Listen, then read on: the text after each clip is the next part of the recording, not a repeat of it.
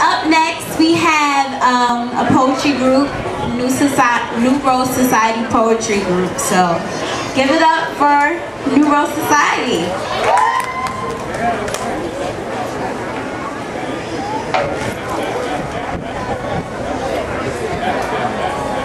Good afternoon, everybody.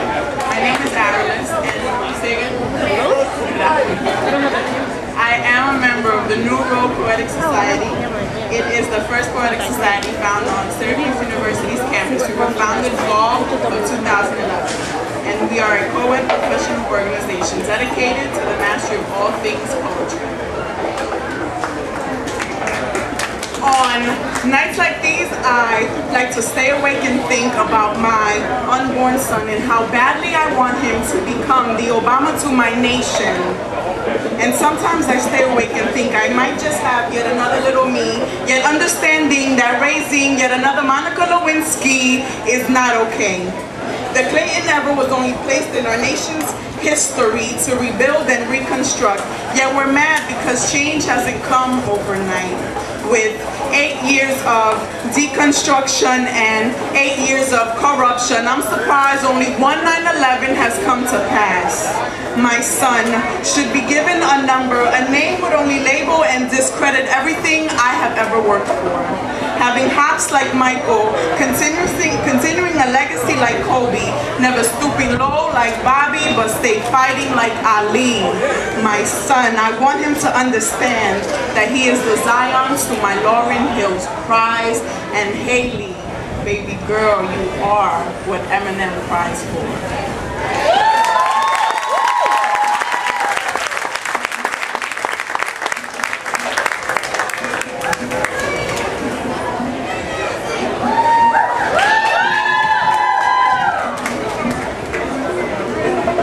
My name is Crissey Hawkins. I'm president of Nu Rho Poetic Society, and this poem is called I Declare War. And in my war, a deuce beats a king, because I'm saying deuces to hegemonic theories of living, deuces to the subliminal cast that have kept my people caged like lions for centuries, mumbling growls because if our roars got too loud, they'd call us a riot, call us terrorists, or put us on that Osama list. 1, 2, 3, 4, I declare war on the never-ending kisses that politicians affectionately place on the tips of our fingers on the number of votes to be cast, and saying deuces to fake truths and useless comforts that flow like hip-hop out the mouths of journalists dishing you newer stories, saying peace to a growing disaster that coils like Medusa's serpent-infested hair rooted in the scalp of your everyday citizen. This stereotype of my people are being injected by a convincing venom. They are ingesting poison every time they flick the channel 48 here or 60 where I'm from. I declare war on a distant memory back to a time when black meant more than ethnicity, when black was a heritage and not a crutch, when the best of the best were held back by physical barriers and not the mental ones that I themselves live with. Cold chains on wrists and ankles, bells and bars around the neck so they jingle and move, open scars on backs from when they beat the dreams out, fire used to burn crosses in church courtyards or brand labels into bodies, because back then we knew who we belonged to a time when happiness was all we had left, when joy cut us short with no colors, just black, just that mentality that we stuck in, that I can't make it because I'm black. These chains holding me down so I can't run is no fair. I don't want to go to college, I want to rap.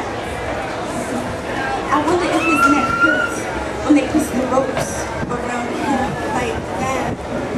Man, dreams like that are unreal, so just fall back. That's to say, if I was any smarter, you thought I was white. I declare war because I'm tired of living free, but my people haven't even redefined the word yet. And my people haven't redefined the world yet. Falling into a niche in the same ecosystem created to disenfranchise us, yet we continue to buy it, supply it, and then deny it. I declare war.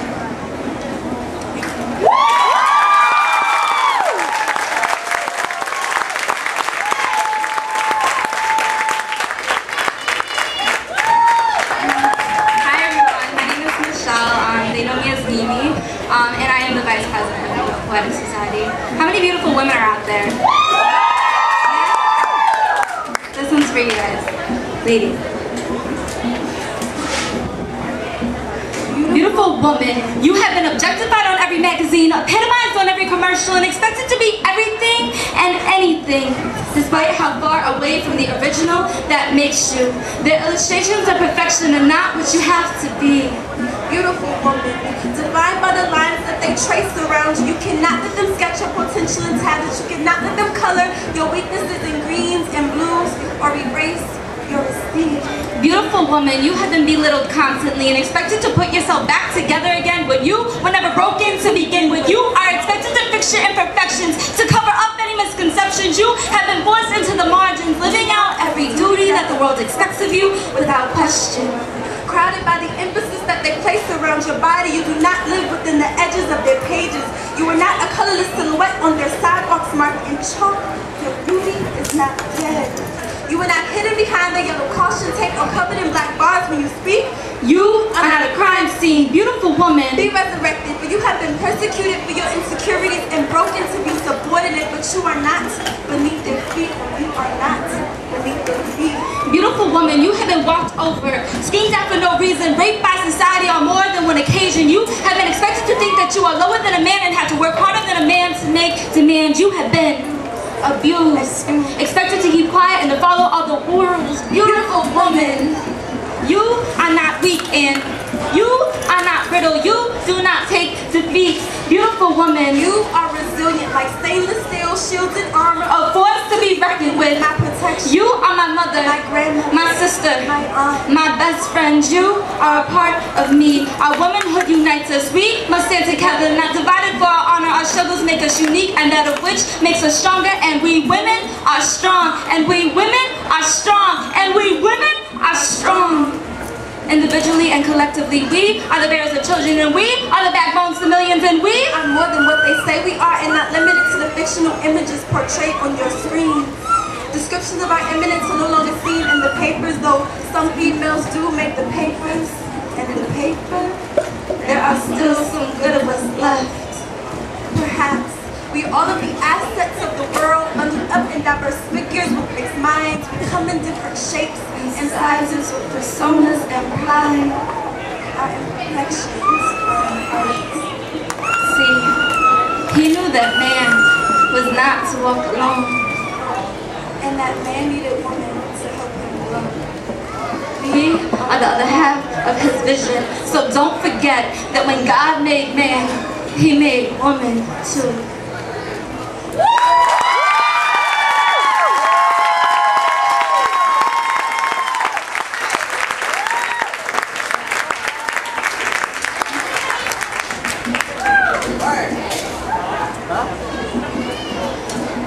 Discourage me. Discourage me. Discourage me. Break me into a million pieces. Tell me again how worthless you think I am. Challenge my thoughts. Rip them apart and explain every reason why you think they should have never been there in the first place. Murder my hopes and dreams. Bury them alive so that they will haunt me forever. And when you're done, explain to me the pleasure that you had, the joy that filled your heart, the smile that came across your face as you saw the frown develop on mine, as you saw the anger engulf my eyes, as you saw the tears that I cried. And then tell me why you laughed. And then tell me again why you laughed. Because if I could understand how good it could make someone else feel to dehumanize another person, make them feel so worthless, then I could laugh with you too. We could be on the same level, telling jokes back and forth about how stupid their minds could be. You see, I want to be like you. I want to appear to the world as if I am invincible, as if I am so important that the world would have to stop for me and applaud on my greatness. I want to know what it's like to think like you. I want to know what it's like to walk in your shoes, to understand the reasons why it's okay for you to do the things that you do. Can you teach me so that I can break people down, so that I can walk all over them as their lifeless bodies become casualties in this personal war, just so that I can laugh with you? Because I always wanted to know what it was like to be at the top, to look down on everyone else around me, because I've been looking up the souls of corporate America, KKK's boots, and I have felt what it's like to be beaten down with words, with water and violence used against me so that nobody could hear me, to bring me down so small that the most powerful microscope will never be able to see me. I have laid my life out for your taking, but I'm taking it back. You can't have it. God gave me this life to make a difference, and I refuse to let someone else take it from me. I refuse to let you question my greatness, to bottle up my thoughts and launch them so far out of this world. You see, I am doing this for me, but not just for me, for the children to come, for their dreams to be seen and heard, and for their lives to be worth something more than the lives that have already been taken from us. So please, discourage me.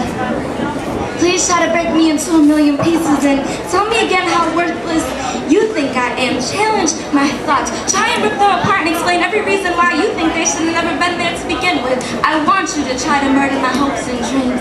Attempt to bury them alive so that they will haunt you forever. And when you're done, I will explain the pleasure that I have, the joy that will fill my heart, the smile that will come across my face, because you feel that I'm such a threat to your greatness. And then maybe we can finally sit down and laugh, and you can tell me how it feels to be on my level, and I can tell you how it feels to look at you and see inspiration. Thank you.